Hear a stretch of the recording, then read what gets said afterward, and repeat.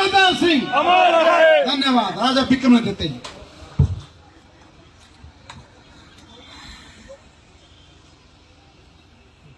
आज मुझे बहुत खुशी है आप लोगों के बीच में धामी साहब के घर में आने का समय समय पर हमको मौका मिलता रहता है और आज फिर से यहाँ पर मुझे आने का अवसर प्राप्त हुआ है।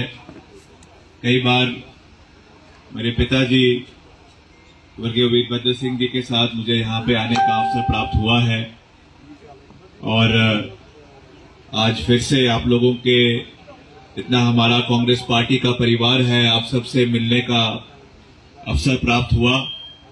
उसके लिए मैं रोहित जी का बहुत बहुत धन्यवाद करता हूं जिन्होंने आज का ये आयोजन जो है यहाँ पे एक रखा है और हमारे बीच मंच पे हमारे बड़े भाई विधायक कुल्लू श्री सुंदर सिंह ठाकुर जी जो हमारे साथ यहाँ पे उपस्थित हैं, जिनकी अभी आपने यहाँ पे आवाज सुनी, बातें सुनी और बड़े दमदार तरीके से इन्होंने जो इलाके की जन समस्याएं हैं और जो भाजपा का बात करने में, कथन में और कार्य में जो एक दिन रात का फर्क है उसके बारे में आपको जागरूक किया। हमारे बहुत वरिष्ठ नेता सत्य प्रकाश ठाकुर जी, पूर्व मंत्री और पूर्व विधायक, हमारे ब्लॉक कांग्रेस के अध्यक्ष हरिचंद ठाकुर जी और देवेंद्र नेगी जी और हमारी जो जिला परिषद की माननीय सदस्य हैं अरुणा जी और हमारे कुल्लू के जो नगर परिषद के अध्यक्ष है, म्यूनिसिपल कमेटी के काका महन जी और धामी जी, हमारी युवाओं की टीम और सभी जो यहाँ पे महिलाएं, बुजुर्गवान, भाई बहन, सभी अलग अलग पंचायतों के सदस्यगण यहाँ पर आए हैं।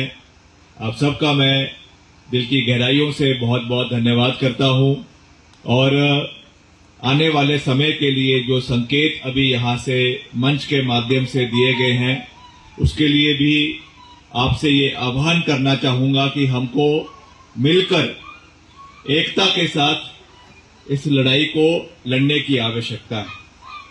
और पहली बात मेरा विनम्र निवेदन है कि बहुत से साथी जब हमारा संबोधन करते हैं तो कृपया करके मेरा जो नाम है विक्रमादित्य सिंह जी, मुझे केवल मेरे नाम से ही जो है वो संबोधित करें।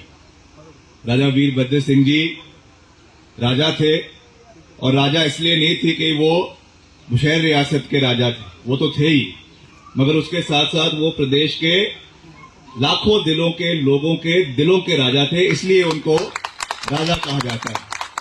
तो मैं अभी ना उस स्थान पे हूं और ना हमारी ऐसी कोई सोच है। हमको आप लोगों के आशीर्वाद के साथ आगे बढ़ना है और राजा कोई तब बनता है जब दिलों में राज करता है। तो उसके लिए अभी बड़ा लंबा सफर और बड़ा लंबा जो है हमको समा तय करना है, जिसमें परिवार के साथ मिलना है। तो मेरा आपसे निवेदन कि मुझे केवल विक्रमादित्य सिंह के नाम से ही संबोधित करें, पहली बात। दूसरा, आज मुझे, जैसा मैंने कहा कि मुझे बहुत खुशी है आप लोगों के बीच में आए हैं। एक चुनावी बेला में आप लोगों के बीच में मुझे आज आप लोगों के बीच में आने का अवसर प्राप्त हुआ है और ये जो चुनाव है, बिल्कुल ठीक कहा भाई सुंदर सिंह ठाकुर जी ने कि ये चुनाव किन परिस्थितियों में हो रहे हैं, क्यों हो रहे हैं।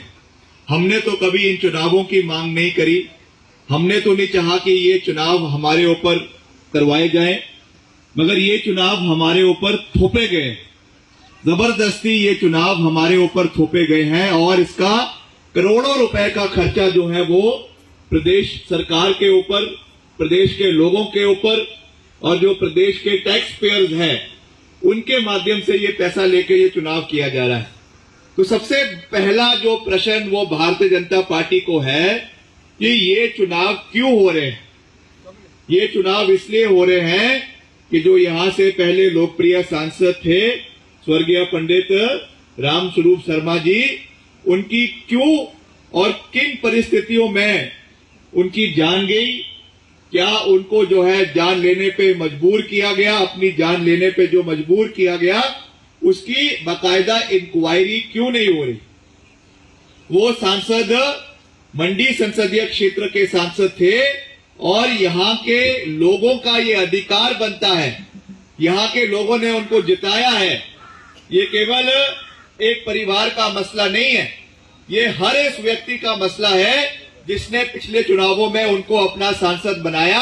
यहां के लोगों को ये जवाब चाहिए आज सरकार से, मुख्यमंत्री जी से, कि किन परिस्थितियों में उनकी जो है ये उनकी मृत्यु हुई। और बारी बारी आश्वासन देने के बाद कई बारी कहा गया कि एसआईटी बनाई जाएगी, सीबीआई को जांच दी जाएगी, ये करवाया जाएगा, वो करवाया जाएगा। अब तो उनके परिवार के सदस्य, उनका बेटा भी ये मांग कर रहा है कि सीबीआई की जांच होनी चाहिए और दूध का दूध और पानी का पानी होना चाहिए। मगर ये सरकार जो है, उनके कान में जो है रूह जो है वो जो है उनको कोई असर नहीं पड़ रहा है। तो ये एक बहुत संवेदनशील मसला है और इसको राजनीतिक दृष्टिकोण से देखने की आवश्यकता नहीं। कुछ चीजें मानवता के हिसाब से, संवेदनशीलता के हिसाब से भी चलनी चाहिए। और ये एक ऐसा मसला है जिसपे आप लोगों को भी, भाजपा के लोगों को और खास रूप से मुख्यमंत्री जी को ये सवाल पूछने की आवश्यकता है कि उस पर इंक्वायरी क्यों नहीं हो रही।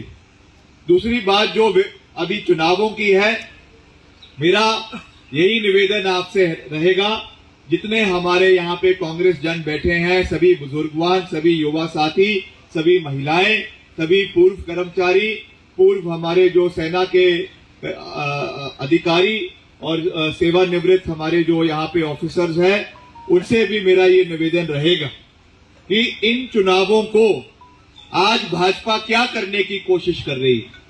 आज उनके पास कोई मुद्दा नहीं है, आज उनके पास कोई मसला नहीं है, आज उनके पास लोगों के आगे जाने के लिए उनके पास कोई जो है एक, जिसको मैं कहूंगा, बुनियादी ढांचा नहीं है।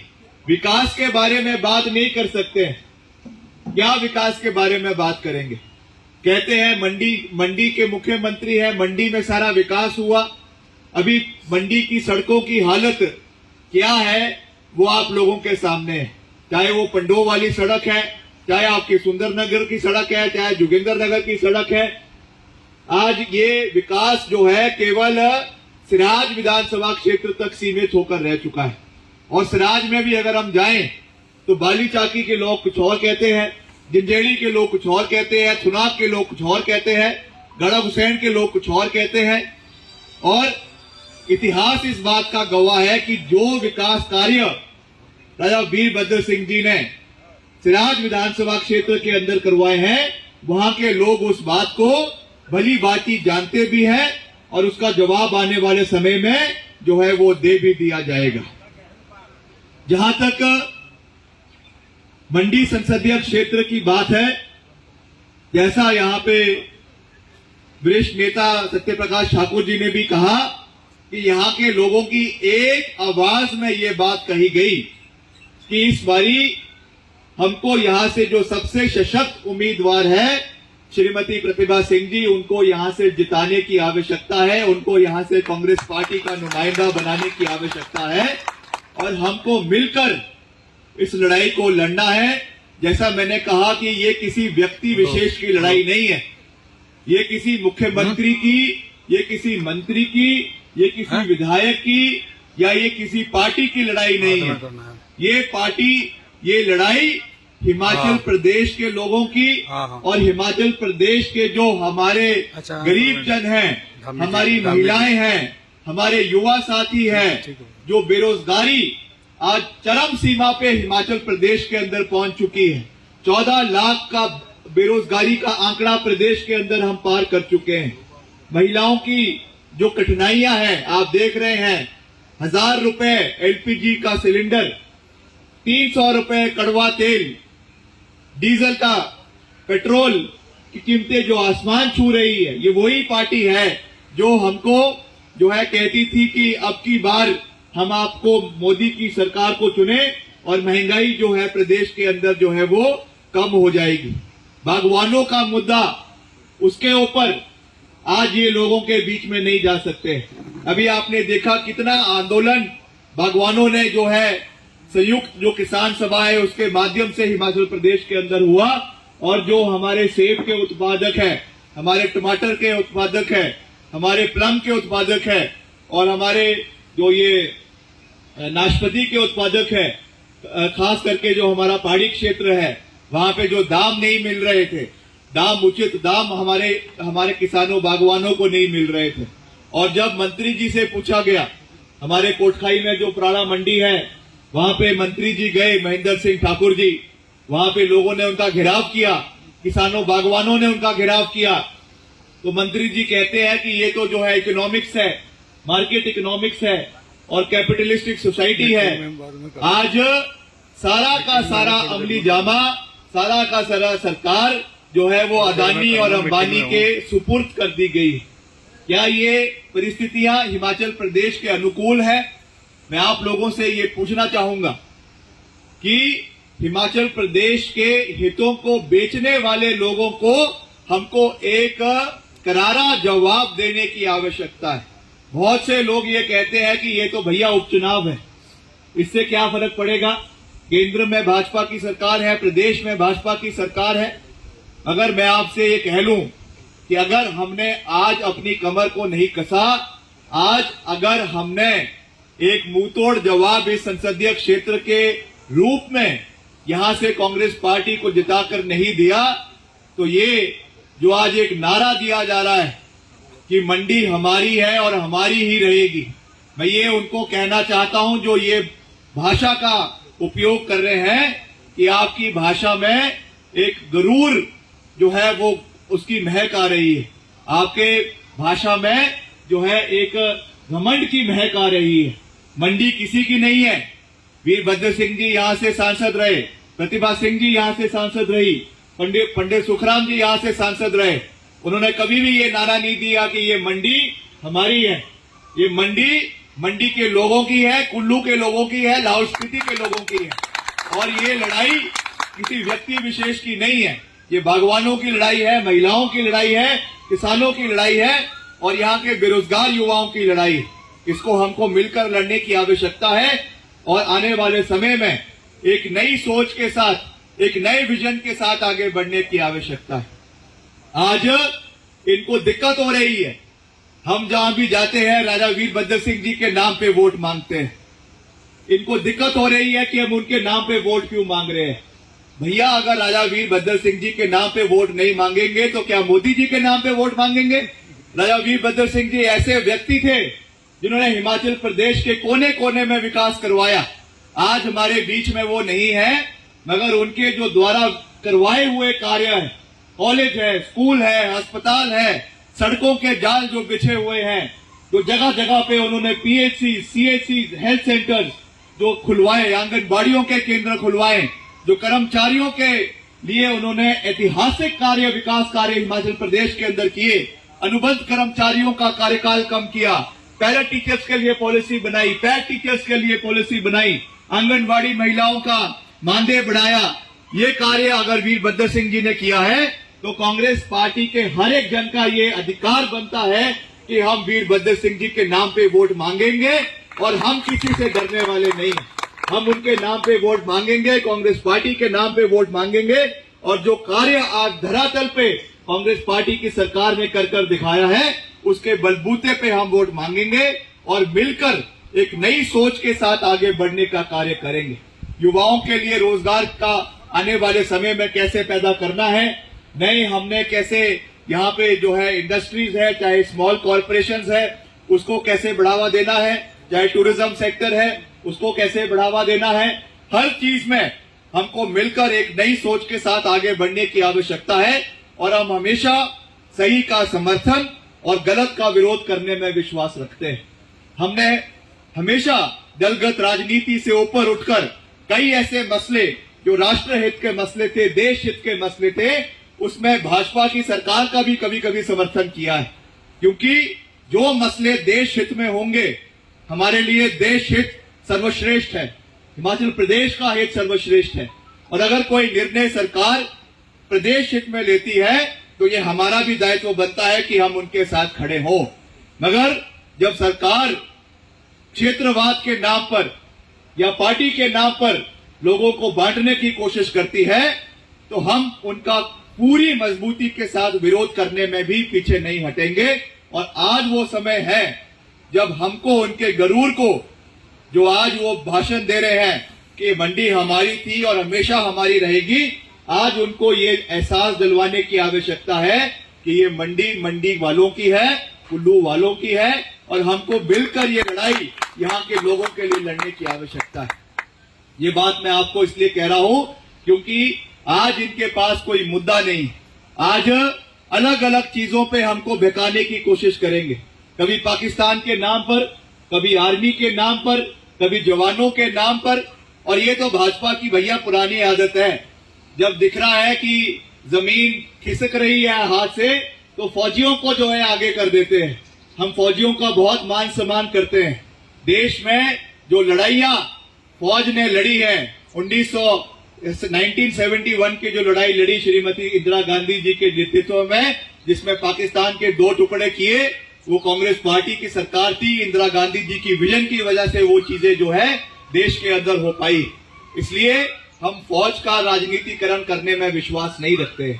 फौज अपनी जगह है और जैसा भाई सुंदर सिंह ठाकुर जी ने कहा, जो यहाँ से हमारे नुमाइंदे भारतीय जनता पार्टी के हैं, जहां तक उनका कारगिल में उनका जो सेवा रही है उसके लिए हम उनको सलाम करते हैं। मगर उसके बाद जब वो सेवानिवृत्त हुए और जो उन्होंने उसके बाद की उनकी कार्यशैली रही है, चाहे वो एफकॉन के माध्यम से रही, चाहे वो आपके अटल टनल की जब कार्य हो रहा था उसमें हुई, चाहे वो 4 लेन प्रभावितों की आवाज को उठाने की बात है। आज हम ये बात नहीं कह रहे हैं, आज 4 लेन पीड़ित परिवार ये लोग कह रहे हैं कि हम अपने को ठगा महसूस कर रहे हैं कि उन्होंने पहले तो हमारी आवाज को उठाना शुरू किया।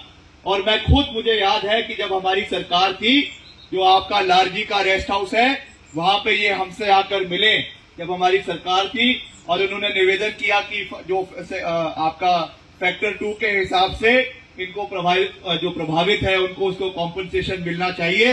इन्होंने मुद्दा बनाया, उठाया, मगर जब भाजपा की सरकार बन गई और उनको लगा कि आज ये मुद्दा सरकार के खिलाफ जा रहा है, तो उनको जो है रातों रात आपके इसका जो है चेयरमैन जो है वो बना दिया गया, आपके एक्स सर्विसमैन का।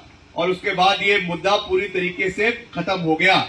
तो आज जो वो प्रभावित लोग हैं वो भी ये बात कह रहे हैं कि हम अपने को कहीं ना कहीं ठगा महसूस कर रहे हैं। तो मेरा आपसे ये निवेदन रहेगा कि आज हमको ये लड़ाई मिलकर लड़नी है और नेता वही होगा जो अपने बूथ से कांग्रेस पार्टी को जो है इस बारी सच्ची रूप से वहां से बड़ा दिलाएगा।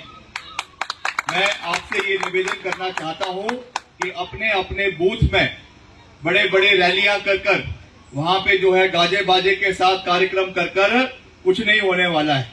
जब तक हम अपने बूथ में, अपने गांव में, अपने वार्ड में 200 से 300 वोट में से 90% कांग्रेस पार्टी को नहीं दिलाते, तब तक किसी की जयकार नहीं होने वाली। आज हमको जो लड़ाई है वो अपने गांव में जाकर, अपने बूथ में जाकर लड़ने की आवश्यकता है। और अभी पिछले कल राजीव शुक्ला जी भी जो है वो मंडी में आए हुए थे, हमारे इंचार्ज भी वहां पे थे, और मैंने उनसे भी ये निवेदन किया है और उनसे ये साफ शब्दों में ये बात कही है, क्योंकि मैं वैसे भी स्पष्टवादिता में विश्वास रखता हूं, जिसको अंग्रेजी में कहते हैं कॉलिंग अ स्पेड। जो चीज सही है उसका समर्थन करो, जो गलत है उसका विरोध करे। उनको मैंने ये साफ शब्दों में ये बात कही है कि अगले विधानसभा चुनाव या आगामी कोई भी चुनाव में केवल उस व्यक्ति को प्राथमिकता मिलनी चाहिए जिसकी अपने बूथ में सबसे ज्यादा लीड हो। उसी व्यक्ति को आने वाले समय में इलाके का, क्षेत्र का नेतृत्व जो है वो कांग्रेस पार्टी का मिलना चाहिए। ये बहुत बड़ा काम है जो हमको आने वाले समय में करने की आवश्यकता है। इसलिए ज्यादा कुछ ना कहते हुए मैं एक बारी फिर से आपसे विनम्र निवेदन करना चाहूंगा। मैं कोई इतना बड़ा नेता नहीं हूं कि आपको कोई जो है वो बात प्रवचन दूं। आपसे उम्र में भी छोटा हूं, आपसे एक्सपीरियंस में भी छोटा हूं। आप सब कांग्रेस पार्टी के वरिष्ठ नेता हैं, बहुत समय से आप कांग्रेस पार्टी को यहाँ पे मजबूत करने का कार्य कर रहे हैं, मगर जैसा मैंने कहा कि ये समय एक निर्णायक लड़ाई लड़ने की आवश्यकता है और ये लड़ाई हमको केवल कांग्रेस पार्टी के लिए नहीं लड़नी है। ये लड़ाई हमको इस क्षेत्र के लोगों के लिए जो आज महंगाई से त्रस्त है, जो महिलाएं अब जब जो है वो तड़का लगाती है तो जो रोने पे मजबूर हो गई है। 300 रुपए का कड़वा तेल, 100 रुपए का पेट्रोल, 90 रुपए का डीजल, जब गाड़ी में युवाओं को कॉलेज जाने के लिए, नौकरी पे जाने के लिए अपना पेट्रोल और डीजल जो है अपने स्कूटर में डालना पड़ता है, गाड़ी में डालना पड़ता है। जो टैंकी पहले फुल हो जाती थी 2000 रुपए में, अब आती भी नहीं भरती है। तो ये मार हर व्यक्ति के ऊपर है, केवल कांग्रेस के लोगों के ऊपर नहीं है, भाजपा के लोगों के ऊपर भी उतनी मार ये महंगाई कर रही है। तो ये लड़ाई हमको उन लोगों के लिए लड़ने की आवश्यकता है। तो इसलिए मेरा आपसे निवेदन रहेगा कि ज्यादा समय नहीं है, आज 11 तारीख हो चुकी है, 27 तारीख को चुनाव खत्म हो जाएंगे। अगले जो हमारे 10-15 दिन हैं, ये आपने दिन रात कांग्रेस पार्टी के लिए गांव-गांव में जाकर, अपने बूथ पर जाकर कांग्रेस पार्टी को बढ़त दिलानी है, ताकि आगामी जो हमारे विधानसभा चुनाव है उसके लिए एक मजबूत संदेश जो है वो दिया जा सके। इन्हीं शब्दों के साथ मैं आप सबका दिल की गहराइयों से बहुत बहुत धन्यवाद।